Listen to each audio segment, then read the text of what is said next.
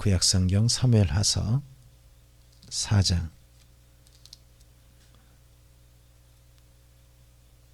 우리 전체를 한번 읽어보겠습니다. 4장 전체요. 읽겠습니다. 사울의 아들 이스보셋은 아브넬이 헤브론에서 죽었다 함을 듣고 손에 맥이 풀렸고 온 이스라엘이 놀라니라. 사울의 아들 이스보셋에게 군지휘관 두 사람이 있으니 한 사람의 이름은 바하나요 한 사람의 이름은 레갑이라. 베냐민 족속 부에롯 사람 림몬의 아들들이었더라.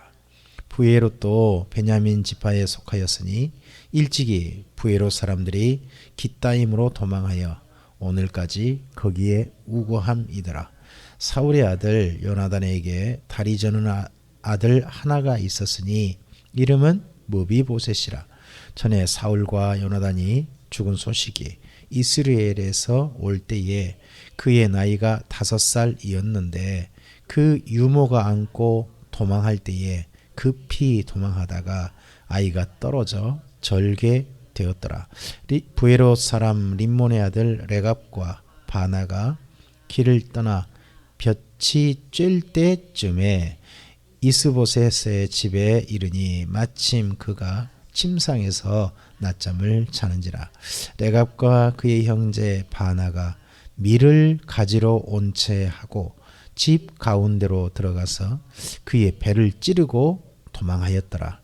그들이 집에 들어가니 이스보셋이 침실에서 침상 위에 누워 있는지라.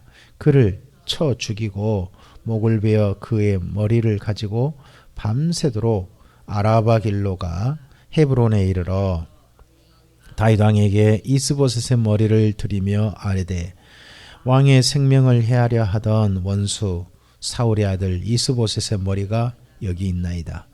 여호와께서 오늘 우리 주 대신 왕의 원수를 사울과 그의 자손에게 갚으셨나이다 하니 다윗이 부에롯 사람 림몬의 아들 레갑과 그의 형제 바하나에게 대답하여 그들에게 이르되 내 생명을 여러 환난 가운데 건지신 여호와께서 살아계심을 맹세하노니 전에 사람이 내게 알리기를 보라 사울이 죽었다 하며 그가 좋은 소식을 전한 줄로 생각하였어도 내가 그를 잡아 시글락에서 죽여서 그것을 그 소식을 전한 가품으로 삼았거든.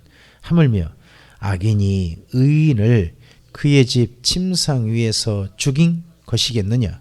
그런즉 내가 악인의 피 흘린 죄를 너희에게 갚아서 너희를 이 땅에서 없이 하지 아니하겠느냐 하고 청년들에게 명령하며 곧 그들이 죽이고 수족을 베어 헤브론 목가에 매달고 이스보셋의 머리를 가져다가 헤브론에서 아브넬의 무덤에 매장하였더라. 아멘. 보통 가장 큰 원수는 집안에 있다 그러죠. 나라가 이거 아브넬이 죽고 나니까 사울 왕가가 완전히 지리멸렬합니다. 두려움에 사로잡히고 그러합니다. 손에 맥이 풀렸다 할 정도로 이렇게 그들의 그 반응을 표현하고 있습니다. 여러분 놀랐다. 손이 맥이 풀렸고 놀랐다면 어떤 거겠습니까? 놀란 것도 이거 완전히 뭐라 그럴까 그 기쁘게 놀라거나 그런 놀람 정도가 아니라 공포, 두려움 막 이런 정도의 놀람이겠죠. 그런 상황인데 이때요 사람들도 자기 살 길을 생각합니다. 근데 살 길을 생각할 때 좀 더 뭉쳐야 되잖아요. 근데 이게 베냐민 사람이에요. 레갑이나 바하나나 이 사람들도 베냐민 사람이니까 그들이 또 어떻게 보면 사울 왕가의 장군이 될 수 있었겠죠. 근데 이 장군 두 명이 이럴 때 자기가 어떻게 하면 앞으로 또 뭐라 그럴까 좀 더 잘 살 수 있을까. 이게 위기가 기회다. 근데 기회를 어떻게 기회를 삼느냐. 자기 나라 왕을 목을 베어가지고 그걸 다윗에게 가져가면 다윗이 나한테 잘해주겠지. 나를 장군으로 삼아주고 내 앞길을 열어주겠지. 이런 생각한 것 같죠? 이 사람들이. 이래가지고 죽이는 과정을 보면 5절부터 이 내용 읽어보면요. 제일 못 믿을 사람이 가까이 있는 사람인가 봐요. 그죠?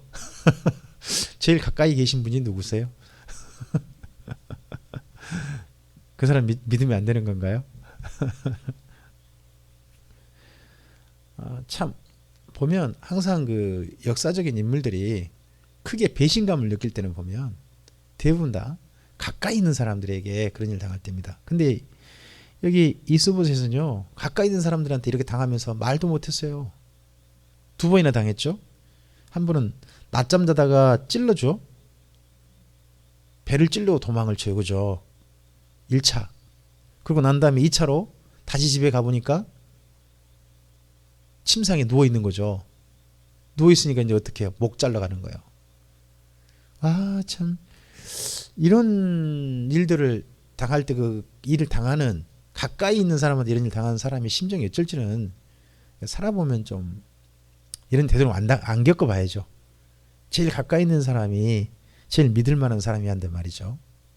어쨌든 이렇게 돼서 완전히 사울 왕가는 또 지리멸렬하게 됩니다. 더 그리고 다윗은 그렇게 가져온 사람들을 죽여버리고 그의 머리를 잘 나온 머리만 그 헤브론에 지금 아브넬이라는 사람이 먼저 죽었잖아요. 요압에 의해서 그 무덤에 함께 넣어줍니다. 사장이 허무하게 사울 왕가가 끝나는 내용이 이렇게 나옵니다. 참 한 왕가가 끝날 때 봐도 나라라든지 정치나 또는 그 뭐 기업이라 이런 게 끝날 때 보면 항상 비극적으로 끝날 때 보면 가까이 있는 사람의 배신이 사실 거의 있어요. 가까이 있는 사람의 배신.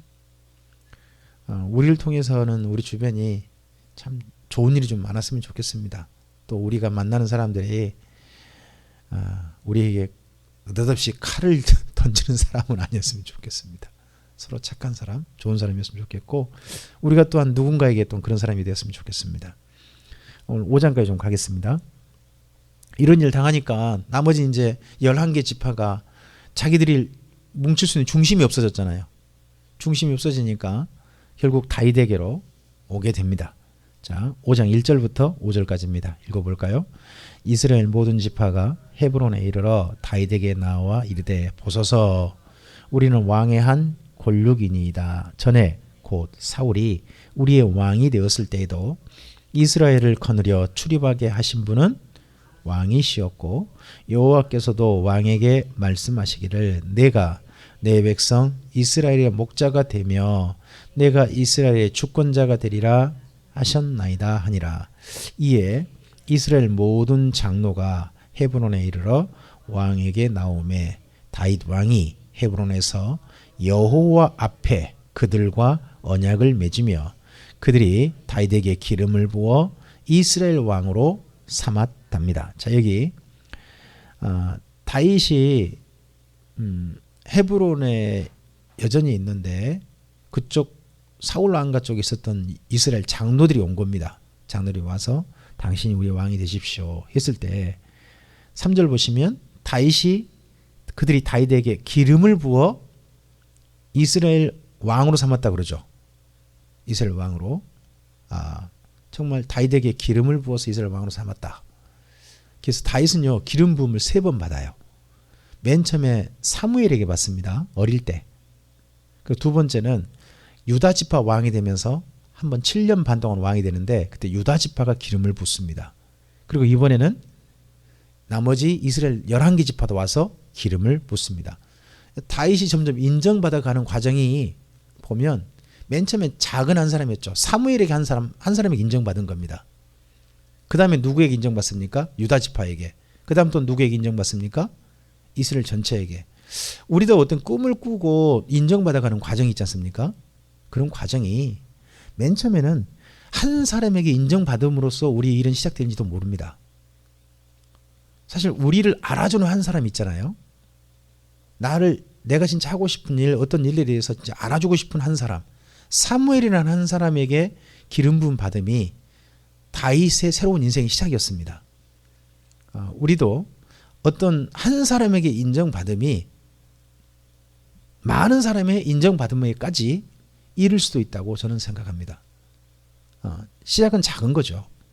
근데 한 사람에게 인정받음이 정말 중요한 출발이 될 수 있다 하는 것도 좀 생각해 보게 됩니다. 다윗이 왕에 대해서 어떻게 다스렸는가 요약해 줍니다. 4절 5절입니다.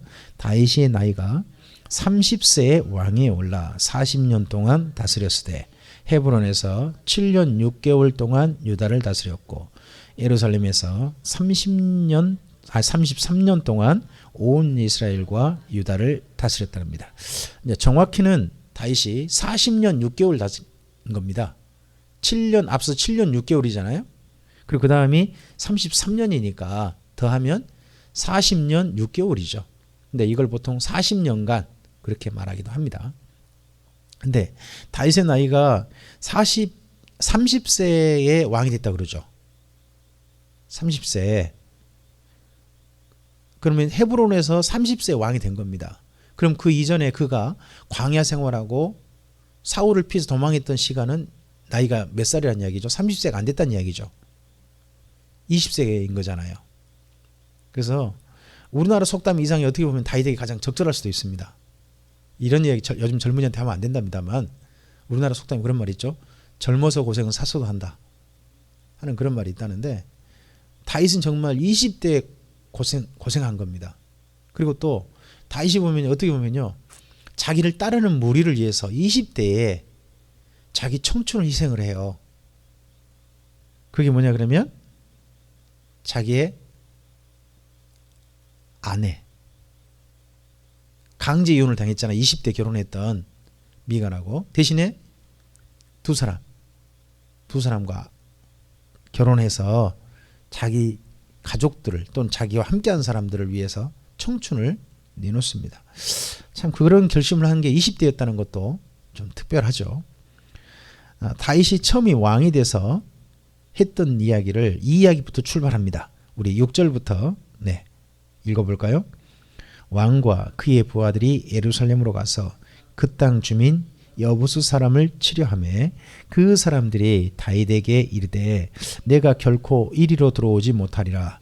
맹인과 다리 저는 자라도 너를 물리치리라 하니 그들의 생각에는 다윗이 이리로 들어오지 못하리라 함이라. 다윗이 시온 산성을 빼앗았으니 이는 다윗 성이더라.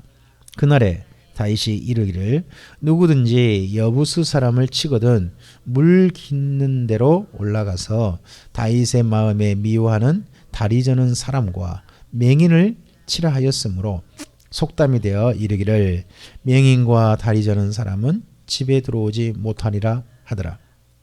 다윗이 그 산성에 살면서 다윗성이라 이름하고 다윗이 밀로에서부터 안으로 성을 둘러 싸니라.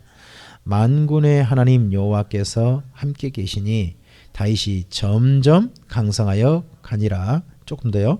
두로왕 히람이 다윗에게 사절들과 백향목과 목수와 석수를 보내매 그들이 다윗을 위하여 집을 지으니 다윗이 여호와께서 자기를 위하여 세우사 이스라엘 왕으로 삼으신 곳과 그의 백성 이스라엘을 위하여 그 나라를 높이신 것을 알았더랍니다. 자, 다윗이요 왕이 되자마자 그러니까 모든 이스라엘 왕, 유다 지파의 왕이 아닙니다. 모든 이스라엘의 왕이 되자마자 한 첫 번째 일이 6절 보면 6절 이하가 시온 산성을 빼앗은 겁니다. 시온 산성은 다른 이름 두 가지 더 있어요. 하나는 여부스 사람이 산다 그래서 여부스 성이라 그러기도 합니다. 또 하나는요. 거기는요. 아마도 가나안 땅의 종교 중심지였나 봐요. 종교 도시기도 해서 이곳에서는 평화롭게 우리 지내자 그래서 예루살렘이라고 이전부터 불렸어요. 그래서 그전 이름이 세 개가 있습니다. 그 산 이름이 시온 산이거든요. 산 이름이 그래서 시온 산성 그리고 여부수 족속이 사니까 여부수 족속 그리고 그 도시 특징이 종교적 특징이 있고 그 평화를 가나안 족속이 평화한 상태에서 종교적인 모임으로 갖는 곳이어서 예루살렘 이런 세 가지 이름이 그전부터 있었어요. 근데 그곳을 다윗이 빼앗음으로써 자기 왕의 일을 처음 시작합니다. 이곳이 독특한 지형인데요. 이곳은 베냐민 지파하고 유다 지파 경계에 있어요. 근데 이 성은 어느 땅이냐 그러면 경계는 맞는데 이 여부스 산성이라고 하는 이곳은 원래 베냐민 지파 땅이에요. 그러면 앞서 40년간 왕이었던 사람이 사울이잖아요. 사울이 40년간 왕이었는데 빼앗지 못한, 가나안 족속이 살고 있는데 빼앗지 못한 산성이 하나 있는 거예요. 그 산성 이름이 여부스성, 여긴 거예요. 근데 다윗이 왕이 되자마자 여기를 정복해내요. 그리고 이 성 이름을요, 아예 무슨 성이라 이름 붙여놓냐, 다윗성이라 이름 붙이는 거예요. 다윗성. 그리고 수도를 여기로 삼는 거예요. 어? 대단하죠. 그 나라를 다스린 왕이 누구예요? 다윗이에요. 그리고 그 나라의 수도 이름이 뭐예요? 다윗성. 그러니까 이런 이름을 일부러 붙인 게 좀 보이죠. 다윗의 정치 퍼포먼스예요. 이 나라는 누가 다스린다? 다윗이다. 근데 사울이 못 해냈던 일을 누가 해냈다? 다윗이 해냈다. 하는 식으로 이 성을 하는 거예요. 처음 어떻게 보면요, 우리가 어떤 그 자리에 이제 딱 앉게 되어지고 어떤 직위를 가졌을 때 처음 일하는 게 그 사람의 특징을 가질 수 있어요.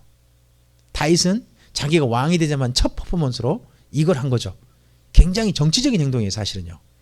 정치적인 행동이라고 하고, 다윗은 누구보다 더 낫다, 사울보다 낫다 하는 기대감을 갖게 만드는 그런 행동들인 거죠. 이런 것들이 대통령이 되고 난 다음에요, 앞으로 우리나라 또 다른 대통령들이 나올 거잖아요.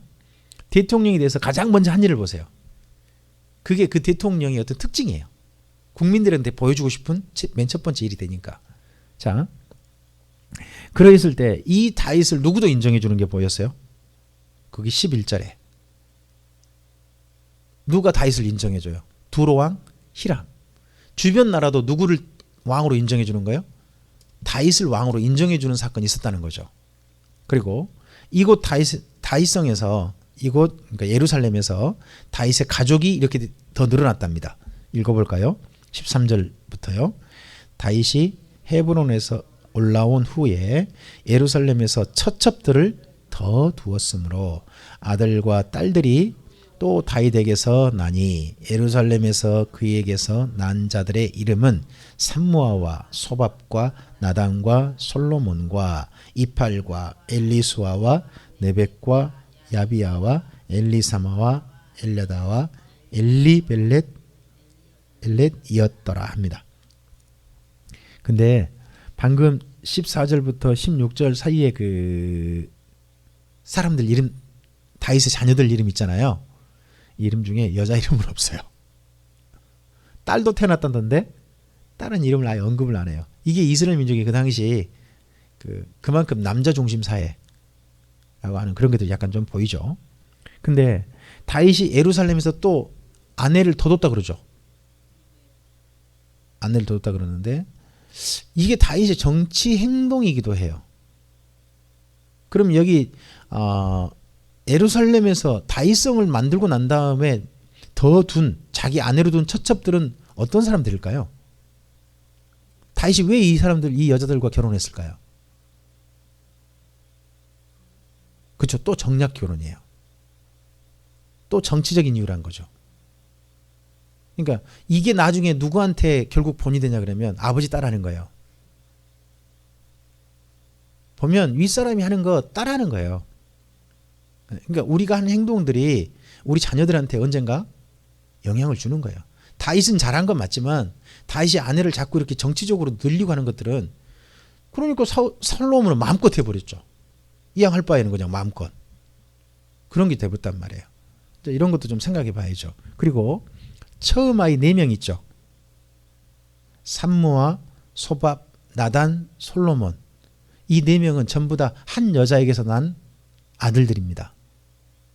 그가 밧세바예요. 우리아의 아내 밧세바. 나중에 다윗이 불륜을 가지게 되죠. 그때 그 만났던 여자 삼무와 소밥은요 어릴 때 죽었어요. 삼무는 태어나자마자 죽었고 소밥은 조금 살다 죽고, 나단은 결혼까지는 했던 것 같아요. 결혼까지는 했지만 또 죽었던 것 같고요. 아기 낳고 나서 죽은 것 같고, 결국 나중에 보니까 솔로몬이 뭐라 그러냐, 자기 혼자, 자기는 독자래요. 형제가 4명인데 솔로몬이 뭐예요? 독자예요. 그러니까 솔로몬의 인생도 굉장히 어떻게 보면 불행한 거죠. 자기 진짜 형이 없는 거예요. 친형은 없어요. 동생들 뭐 다른 형도 있는데 다 뭐냐 그러면 어머니가 다른 형들, 다른 동생들인 거죠. 진짜 어머니 뱃속에 나온 형제는 솔로몬 혼자인. 솔로몬도 상당히 조금 정치적으로 굉장히 어떻게 보면 어려운 지경 속에 살았. 궁궐이라는 곳이 그러잖아요. 왕이 되기 위해서 막 서로 죽이는 일까지도 하는데 그런 곳에서 솔로몬이 상당히 좀 어렵게 살았겠다 하는 것도 짐작해 볼 수 있죠. 자, 이 정도까지 해서 다윗이 어디에서 안정됐다. 시온성, 다윗성에서 안정되었다 하는 것을 이렇게 이야기하는 거예요. 자, 그러니까 보세요. 다윗이 일했을 때 누가 인정해 주죠? 밖에 사람이 인정해 주죠. 그리고 다윗의 가정은 뭐예요? 가족 수가 늘죠. 이게 이스라엘 민족의 안정된 것에 대한 표현이에요. 표현을 이렇게 하는 거예요.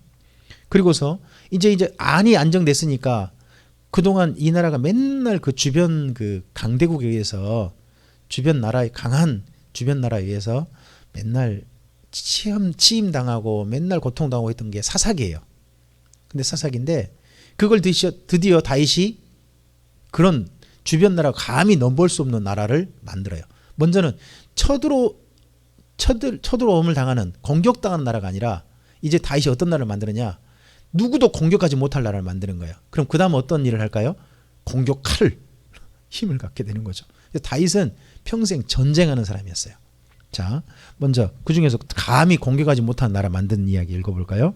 17절 이하로 읽겠습니다.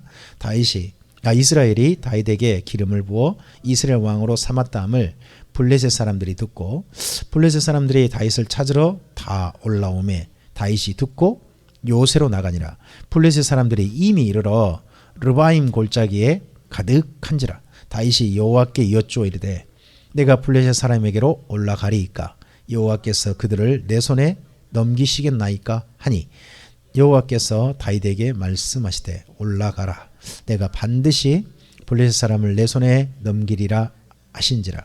다윗이 바알브라심에 이르러 거기서 그들을 치고 다윗이 말하되 여호와께서 물을 흩음같이 내 앞에서 내 대적을 흩으셨다 하므로 그곳 이름을 바알브라심이라 부르니라.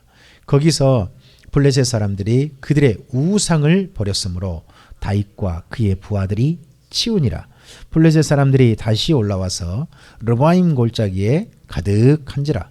다윗이 여호와께 여쭈니 이르시되 올라가지 말고 그들의 뒤로 돌아서 뽕나무 숲을 맞은편에서 그들을 기습하되 뽕나무 꼭대기에서 걸음 걷는 소리가 들리거든 곧 공격하라. 그때 여호와가 너보다 앞서 나아가서 블레셋 군대를 치리라 하신지라. 이에 다윗이 여호와의 명령대로 행하여 블레셋 사람을 쳐서 게바에서 게셀까지 이르니라. 아멘. 다윗이 어떻게 보면 가장 이스라엘 민족의 심각한 늘 오면 맨날 당하는 나라가 있어요. 이스라엘 군대가 힘이 없어서 그 나라가 블레셋이었어요. 이 여호수아가 이 블레셋을 원래는 좀 쳐가지고 블레셋을 힘을 약하게 만들거나 그렇게 했어야 되는데 블레셋이 그대로 멀쩡했거든요. 그런 바람에 이스라엘 민족이 한 300년 넘게 이 블레셋 사람들에 의해서 괴롭힘을 당해요. 앞서서 사울 왕도 블레셋과 싸우다 죽었거든요. 그랬는데 다윗이 한때 또 블레셋에 망명하기도 했죠. 시글락 거기에 망명하기도 했었습니다. 근데 이 다윗이 왕이 있다 그러니까 이 블레셋 사람들이 쳐들어 올라온 겁니다. 왜 그러죠? 다윗은 누구였다는 겁니까? 우리나라 왕의 신하였다는 겁니다. 그러니까 또 올라와가지고 이제 시위하는 거죠. 너네 우리나라한테 잘 보여? 이런 식으로 군대를 끌고 온 거예요. 더더구나 군대를 끌고 와서 전쟁하는 장소가 중요하잖아요. 전쟁하는 장소가요. 여기 보면 둘 다 르바임 골짜기라는 곳을 여기 선점하는 게 보여요. 르바임 골짜기. 르바임이란 골짜기가 우리는 골짜기 그러면 뭐예요? 산 골짜기 이렇게 생각하잖아요. 이스라엘 민족은 골짜기라면 그렇게 쓴 게 아니라 산과 산 사이를 골짜기로 한다고 말씀드렸어요. 그럼 르바임은 이게 상당히 넓은 평지인 거예요. 근데 거기가 높은 지형에 있는 평지예요. 좀 더. 그러면 르바임 골짜기하고 싸우려면 어떻게 되느냐? 저쪽에서는 올라가야 되는 거예요. 자, 위에서 내려오는 족속이 전쟁에 유리할까요? 밑에서 쳐들어 올라가는 족속이 유리할까요? 위에서 내려간 족속이 유리한 거예요. 그러면 다윗이 어떤 상황에서 전쟁하냐 그러면 훨씬 불리한 상황, 이제 전쟁 상황성에 보면 불리한 상황에서 전쟁하는 거예요. 전쟁하는데 잘 보면 이게 다윗의 앞으로 전쟁 방법이라는 거예요. 그러니까 이 사무엘 하서를 쓰신 분은 다윗은 이렇게 전쟁했다. 다윗의 전쟁은 하나님께 여쭤보고 하나님의 명령을 따라 한 전쟁이다 하는 것을 일부러 이렇게 그러니까 모범으로 보이는 거죠. 이야기를 한 거예요. 그래서 중요한 내용이 있는데 첫째는 19절에서 하나님께 여쭤본 거 있죠. 다윗의 전쟁에 19절에 여쭤본 게 있었고 그리고 또 하나 거기 25절 있죠. 25절 다윗이 뭐대로 했다. 여호와의 명령대로 해서 쳤다는 겁니다. 그러니까 앞으로 다윗이 전쟁할 거거든요. 다윗의 모든 전쟁은 어떤 식으로 전쟁한 거다. 하나님의 명령을 따라 했던 거다 하는 것들 이렇게 이야기하고 있는 거예요. 그러니까 다윗이 왕이 돼서 하는 모든 사역은 하나님의 명령대로 했던 사역이기 때문에 그러니까 하나님께서 그를 마음에 들어 하셨다 하는 평가에 맞게 여기 지금 써주고 있는 거예요. 자, 우리 삶이라는 것도 불리한 상황에서 일을 시작할 수도 있고요. 그렇죠? 좀 더 그리고 많은 걸 가진 상황에 일을 시작할 수도 있죠. 근데 중요한 건 그 일을 할 때 우리가 무엇을 기준해서 무엇을 의지해서 일하느냐가 참 중요한 거거든요. 내가 가지고 있는 힘을 의지할 거냐 또는 뭐 나를 도와준다고 하는 어떤 기업체를 의지할 거냐 다양한 걸 의지할 수 있잖아요. 근데 다윗은 무엇을 의지했다? 하나님을 의지하고 전쟁을 시작한 거다 하는 걸로 이야기하고 있단 말이에요. 그래서 5장에서는 이전과 다른 사울과 다른 다윗을 보여주는 거예요. 자, 첫째 다윗은 누가 인정해 줬다? 먼저 이스라엘 민족 전체가 인정해 준 그런 왕이었다 하는 걸 이야기하는 겁니다. 그리고 다윗은 어떤 사람이었다? 사울이 못 해낸 일을 해낸 사람이었다 하는 걸 이야기하는 겁니다. 그리고 다윗은 그는 전쟁하는 사람이었다. 근데 그의 전쟁은 그의 힘을 의지한 게 아니라 누구를 의지했다? 하나님을 의지했다. 이게 어떻게 보면 5장이 다윗의 왕이 첫 출발하면서 앞으로 다윗의 사역 세 가지거든요. 딱 온 이스라엘에게 인정받은 거 그거 한 가지, 그리고 또 예루살렘을 안정시킨 왕 그거 한 가지, 또 하나 뭐예요? 그는 앞으로 전쟁할 거거든요. 그 전쟁에 있어서 그는 어떤 사람이 될 거냐 하는 세 가지를 이야기하고 있어요. 이 세 가지가 어떻게 보면 우리는 다윗과 같지는 않아요. 하지만 우리 인생에게도 나름 어떻게 보면 중요한 부분이 될 수도 있어요. 우리가요, 우리의 일을 하기 위해서는요, 누군가의 인정함이 필요해요. 인정받아서 일하는 거예요. 농사꾼들도요, 그 농사하는 거에 정부에게 인정받든지, 아니면 어떤 유통업자에게 인정받든지 인정받는 거예요. 제 어머니는요, 시골에 계시면서 농사가 하나도 없어요. 그런데요, 그 목포에서 우리나라 농산물만 거두는 그 업체가 있대요. 그 업체에서 가을철만 되면 저희 어머니한테 연락하시는 거예요. 연락해가지고 거기 나오는 우리 시골 나오는 녹두나 뭐 콩이나 이런 거 있잖아요. 이런 걸 거둬달라고 한다는 거예요. 그럼 저희 어머니는 여기저기 전부 다 사람들 전부 아름아름 해가 전부 다 그걸 다 거두는 거예요.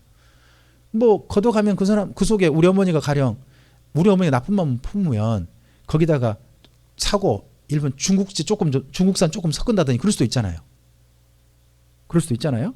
근데 그 업체에서 지금 제 어머님한테 굉장히 오랜 시간 거래하고 있거든요. 그럼 뭐 한다는 거죠? 그 업체가 누구를 민다는 거죠? 제 어머님 인정해 준다는 거죠. 그러니까 제 어머님도 가을철만 되면 그런 그런 장사를 할 수 있는, 유통을 할 수 있는 뜻밖의 갑자기 할 수 있는 이유가 뭐냐 그러면 인정해 준 사람이 있으니까. 그런 거잖아요. 그래서 우리 인생에 어떻게 가장 중요한 첫 번째 하나 중요한 게 있는데 나 혼자 인생은 혼자 살 수 없는 거예요. 누군가에 인정받아야 살 수 있는 거예요. 그리고 우리의 중요한 거점이 하나 필요해요. 다윗의 모든 활동의 거점은 어디예요? 다윗성. 거기가 있잖아요. 저는 이런 걸 가정이라고 생각해요. 그리고 또 하나 우리가 할 수 있는 일이 있겠죠. 다윗은 그가 가장 잘하는 일이 전쟁이었어요. 다윗은 평화롭게 산 사람 아니에요. 전쟁하는 사람이었어요. 아니, 그러니까 전쟁으로 인생을 다 써요. 그걸 써요. 우리 인생도요, 뭔가 할 수 있는 일을, 많은 일을 해보고 싶지만 사실은 많은 일을 할 수가 없어요. 우리가 해야 할 일 한 가지가 필요하다는 거죠. 근데 그 일을 할 때 누구를 의지할 것인가 하는 것에 대한 모범이 다윗에게 있는 거죠. 자, 이런 말씀 가지고 다시 한번 우리의 삶을 주님 안에서 새롭게 힘을 얻어서 잘 걸어갈 수 있게 됐으면 좋겠습니다. 기도하겠습니다. 주님 감사합니다. 함께 주의 말씀을 드렸습니다. 사울 왕가가 허무하게 허물어져 버렸습니다. 내부의 반란은 정말 어떻게 할 수 없는 가장 큰 충격인 게 다시 한번 보여집니다. 그리고 그러한 가운데 다윗이 온 이스라엘의 인정을 받아서 점점 강성하여지고 그리고 그의 자리를 잡아가는 게 보여집니다. 그가 사람들에게 인정받고 그가 평생 일할 수 있는 거점 하나를 마련했고 그리고 평생 해야 될 일을 어떻게 했는지를 말씀을 통해서 확인했습니다. 주님, 우리의 걸음걸음 이 말씀이 다시 한번 하나님께서 하나님 앞에 하나님 마음에 합당한 사람은 어떻게 걸어가는지를 오늘 말씀을 통해서 다시 한번 볼 수 있는 줄로 압니다. 우리의 걸음걸음도 이것이 모범이 되어져서 하나님의 사람답게 잘 걸어갈 수 있는 우리의 걸음걸음이 되게 해 주시옵소서. 이 한 주간도 이 한날도 주님의 손에 의탁드리오며 예수님 이름으로 기도합니다. 아멘.